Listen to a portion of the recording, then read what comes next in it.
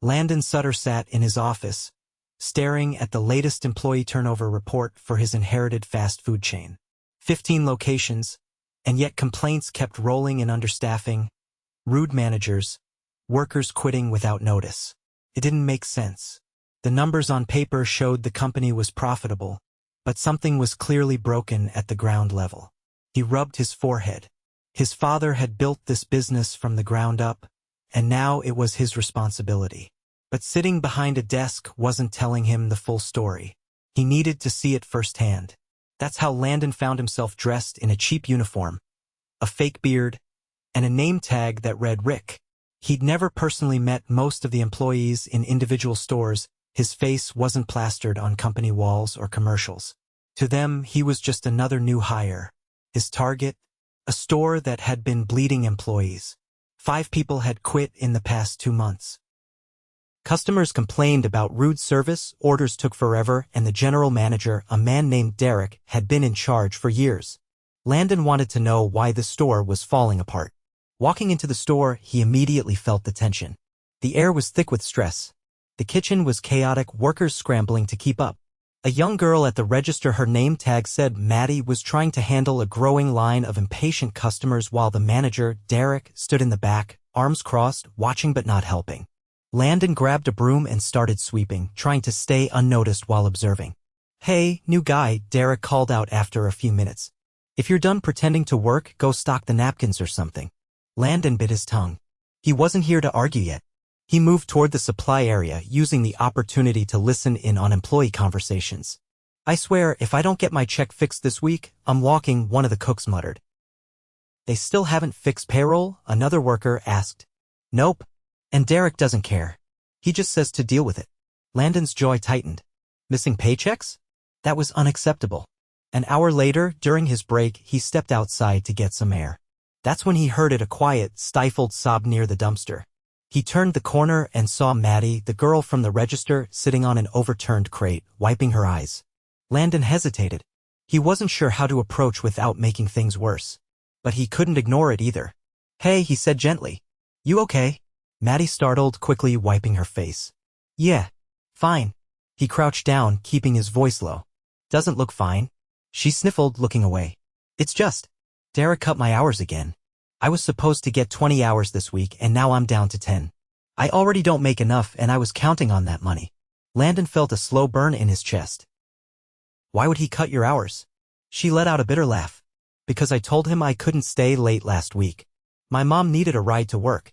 She doesn't drive, and I'm the only one who can take her. I guess that made me unreliable." Landon clenched his fists. This was exactly why he'd come undercover. "Has this happened before?" he asked. She nodded. "All the time. He plays favorites. If you don't kiss up to him, you get the worst shifts, fewer hours, or he just makes your life miserable." Landon exhaled slowly, keeping his anger in check. "That's not right." Maddie shook her head.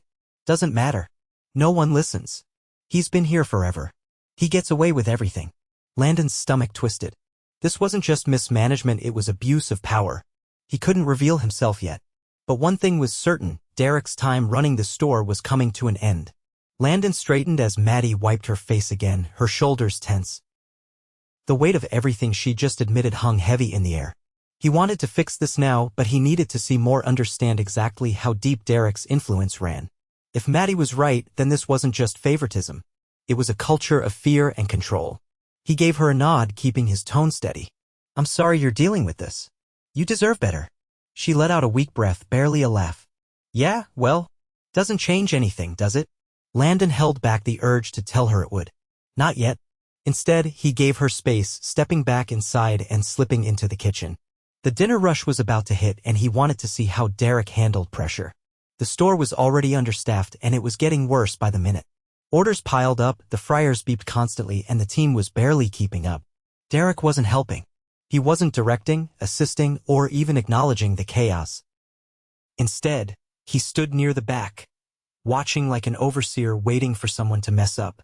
A cook, a guy with tired eyes and a grease-stained uniform, accidentally dropped a basket of fries onto the floor. The food scattered, and he groaned, immediately reaching for the broom.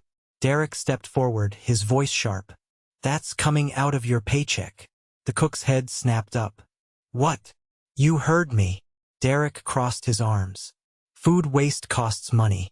Maybe if you weren't so careless. That's not even allowed. The cook shot back. You can't just take money from my check. Derek gave a slow shrug. Then maybe you should be more careful. Landon felt his pulse quicken. That wasn't just unethical, it was illegal. He saw the way the cook clenched his jaw, anger simmering just beneath the surface. But he didn't argue further. He just swept up the fries and moved on, because he knew it wouldn't matter. Landon stepped forward, grabbing a stack of trays to restock near the front. As he passed Maddie at the register, he caught the way she flinched when Derek walked by. Something in Landon's chest tightened. He'd seen enough.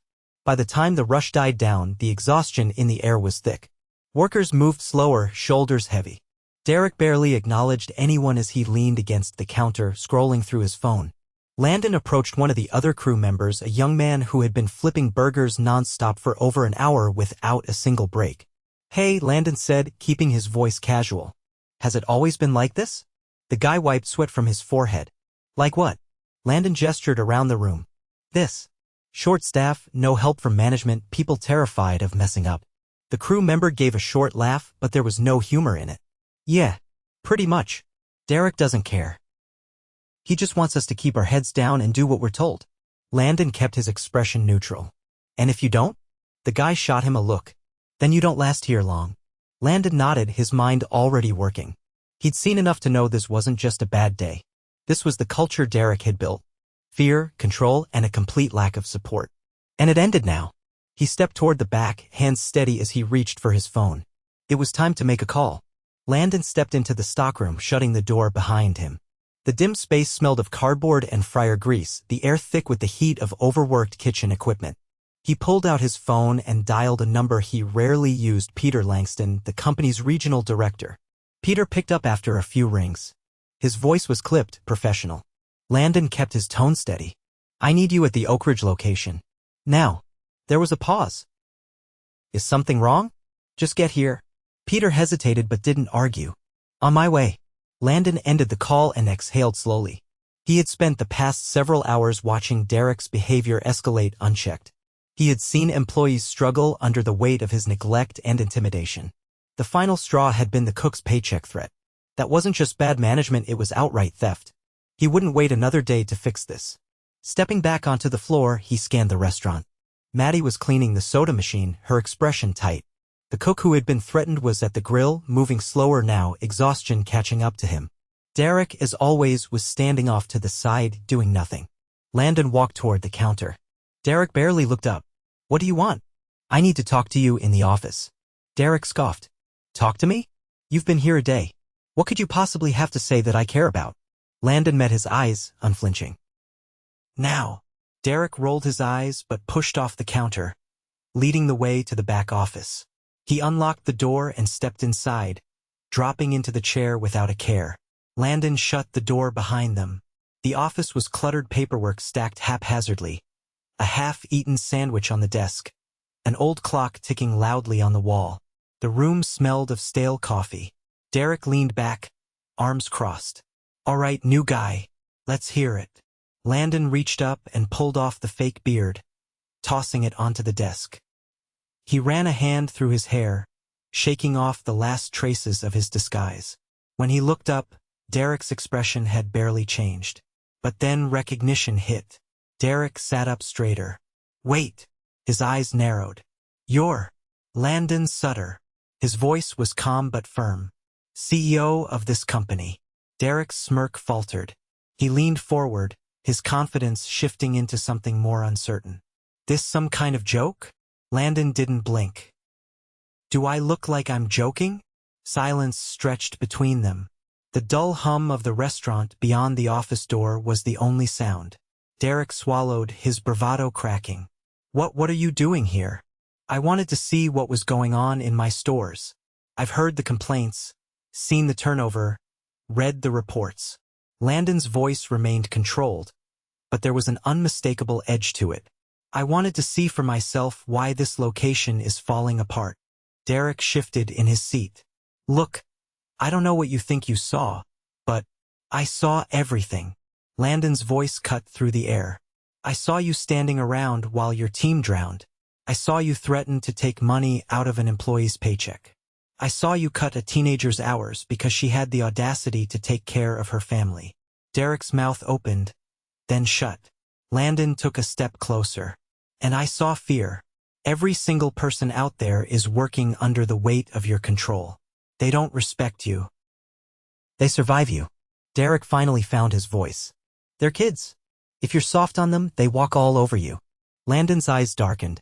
No. They walk away from you. That's why you can't keep staff. That's why you're always short-handed. And that's why this stops today.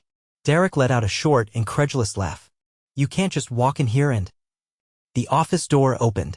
Peter Langston stepped inside, his sharp gaze moving between them. What's going on? Landon didn't take his eyes off Derek. Effective immediately, Derek is no longer employed here. Derek shot to his feet. You're firing me? Yes. Landon's voice was unwavering. You have 10 minutes to clear out your things. Derek's face flushed red. I've been running this store for years. And that ends now. Landon turned to Peter. Get his final paycheck processed. I don't want him stepping foot in this store again. Peter nodded, already pulling out his phone. Derek's hands clenched into fists at his sides. This is insane. You're making a mistake. Landon's expression remained cold. The mistake was letting you stay this long.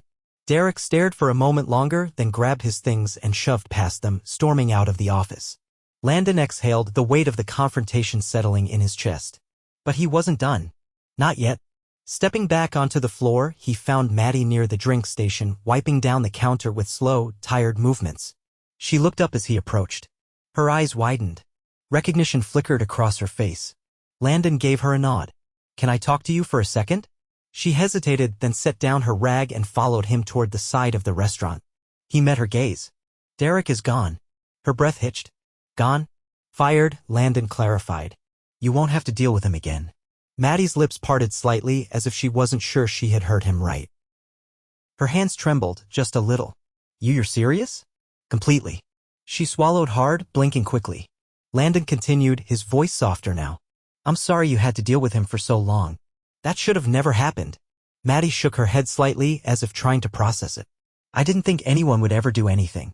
Well, Landon said, that changes now. She let out a breath she had probably been holding for months. Landon wasn't finished. Your hours are restored, and I'm implementing a new management structure. This store is getting a complete overhaul. No more favoritism. No more intimidation. From now on, if something isn't right, you say something and it will be handled. Understood. Maddie nodded, her throat working as she tried to find words. Landon gave her a small, reassuring nod. And one more thing. She looked up. You deserve better than this job treating you like an afterthought. If you're interested, I want to offer you a paid training program. Management, if that's something you'd want. Maddie's lips parted in shock. Me? You. She blinked hard, her voice barely above a whisper. I don't know what to say. Say you'll think about it. She nodded quickly, her eyes damp. Landon exhaled, glancing around the store. The tension had shifted. Employees whispered, watching Derek's empty space with something that almost looked like relief. This wasn't just about one bad manager. It was about rebuilding trust. And he was just getting started. Landon stood near the counter, watching the employees cautiously return to their tasks. The shift in the room was subtle but undeniable. Without Derek looming over them, the weight of silent tension had begun to lift. Conversations that had been hushed before were now spoken at a normal volume. Movements were a little less rigid. It would take time, but the store was already breathing again. Peter approached, setting his phone down after finalizing Derek's removal from the system. His expression was unreadable as he studied Landon. You didn't hesitate, Peter noted. There was nothing to hesitate about, Landon replied.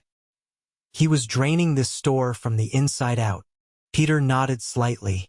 I'll handle the official paperwork. We'll need to assign an interim manager.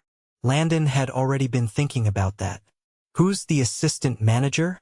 Guy named Mark, Peter said. Quiet, keeps his head down. I don't think he ever challenged Derek, but I also don't think he contributed to the problem. Landon considered that. Someone who had survived under Derek's rule without making waves could go one of two ways. They could be relieved and step up, or they could be part of the culture of avoidance. Bring him in here, Landon said. A few minutes later, Mark entered the office. his posture stiff. He was in his late 20s with tired eyes and a nervous energy that suggested he was waiting for bad news. Peter leaned against the desk while Landon remained standing. "You're acting manager for now," Landon said. Mark's eyes widened slightly. "Me? Unless you don't want it," Landon said. Mark hesitated, glancing between them. I want to help, but I don't know if I'm the right person." "You were here every day," Landon said. "You saw what was happening. You didn't stop it, but you didn't contribute either." "Why?" Mark swallowed. "Because Derek made it clear that speaking up wouldn't change anything. People who challenged him didn't last. I have a family to support. I couldn't afford to lose this job." Landon studied him for a moment. The answer was honest.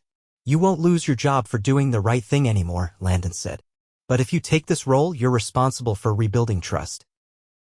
That means listening to your team, fixing what's broken, and making sure no one feels the way they did under Derek." Mark exhaled slowly. "I can do that." "Good," Landon said. "You'll report directly to me for the next few weeks. If I hear about anything resembling the old management style, you're out." "Understood." Mark nodded quickly. "Understood." Landon gestured to Peter. "Get him set up." As Mark exited, Peter frowned slightly. "You're personally overseeing this location?" For now, Landon confirmed. "If this was happening here, it could be happening elsewhere. I need to be sure this isn't a pattern." Peter didn't argue. He simply nodded. "I'll pull reports on the other stores, see if there are any trends we missed." Landon appreciated that Peter knew when to push and when to step back. With the immediate damage controlled, Landon stepped back into the main area of the restaurant. Maddie was still behind the counter, but this time, when she looked at him, her expression was different. There was still uncertainty, but also something else, hope. "You meant it about the training program?" she asked. "Every word," Landon said. She shifted slightly. "I don't know if I'd be any good at it." "You care about the people around you," Landon said. "That's half of leadership right there." She let that sink in. "I'll think about it," she finally said. "Good," Landon replied. For the first time since he had walked into the store, Maddie's posture relaxed just a little. Landon took a slow breath, scanning the restaurant. The work wasn't done, not by a long shot, but this was the first real step in the right direction. And he would make sure it never went back to the way it was. Landon didn't leave the store immediately. He spent the next few hours quietly observing, letting the employees adjust to the sudden shift in leadership. Without Derek, the atmosphere wasn't fixed overnight, but the weight that had been pressing down on everyone was noticeably lighter. People still moved with caution, their habits of working under stress not yet broken, but there was no longer the same undercurrent of fear. Maddie finished her shift and left without saying much more, though Landon caught the way she hesitated at the door, glancing back at the store as if trying to decide whether she could really believe what had happened. She wasn't the only one struggling to process it. The rest of the crew worked as if they were waiting for the other shoe to drop, unsure if this was a temporary change or a real shift in how things would be run. Landon knew he couldn't just expect them to trust that things would get better. Trust had to be built. By the time the store closed for the night, he had seen enough to know what needed to happen next. He met with Peter in the office, the two of them going over the immediate next steps. Mark had handled the remainder of the shift without issue, though he had been hesitant to assert himself too much. That Landon expected. The man had spent years under Derek's leadership learning to keep his head down. Now he had to unlearn that instinct. Landon made it clear Mark had a chance to prove himself, but it would take action, not just words. The employees needed to see that the store wasn't just swapping one passive leader for another. They needed someone who would step in, support them, and fix the problems that had been ignored for too long. By the time Landon finally walked out the front doors, the night air was cool against his face. He didn't head home. Instead, he drove to another location on the other side of town, one of the company's best-performing stores. He wanted to see the contrast. The moment he stepped inside, the difference was obvious. The store was bright, clean, and buzzing with energy. Employees moved efficiently, their conversations light but focused. Customers were served quickly, and there was no sign of the chaos he had witnessed earlier that day. A woman in her 40s, wearing a neatly pressed manager's uniform, stood near the front, actively engaging with the team. She assisted when needed, stepping in to help a new employee navigate the register without frustration or impatience. Landon quietly observed for a few minutes before approaching her. She turned to greet him, her expression professional but warm. He introduced himself, watching as recognition flickered across her face. They stepped aside and he asked her about her management style, how she kept the store running so smoothly. She didn't have a complicated answer, just a simple philosophy. She listened to her employees. She made sure they felt valued. She led by example. Landon had heard those words before, but seeing them in action, seeing the result of that leadership made all the difference. As he left, he already knew what he had to do. The next morning, he was back at the struggling store before it opened. Employees trickled in, surprised to see him there. Maddie arrived, her cautious gaze flickering toward him before she clocked in. Landon didn't waste time. He gathered the team before the doors opened, keeping his message clear. Things were changing, not just because Derek was gone, but because the way this store had been run was unacceptable. He wasn't here to make empty promises. He was bringing in support from the high-performing store. The experienced manager from that location would be working with Mark for the next few weeks, helping him establish better systems and rebuild the team's trust. Schedules would be reviewed to ensure fairness. Pay discrepancies would be corrected immediately. And most importantly, he wanted to hear from them. If something was wrong, they wouldn't be ignored. The employees listened, some skeptical, others cautiously hopeful. Maddie stood near the back, arms crossed, her expression unreadable. Landon didn't expect them to believe everything right away. Words meant nothing without action. So he stayed. The entire morning, he worked alongside them, not watching from the sidelines, but actively helping. He cleaned, prepped food, and handled orders. He spoke with employees one-on-one, learning about their experiences, their frustrations. Maddie finally approached him during a lull between customers. She didn't ask about the training program or the changes he was making. She asked why he was still here. Landon met her gaze and told her the truth. Because leadership wasn't about sitting in an office, disconnected from the people who made the company run.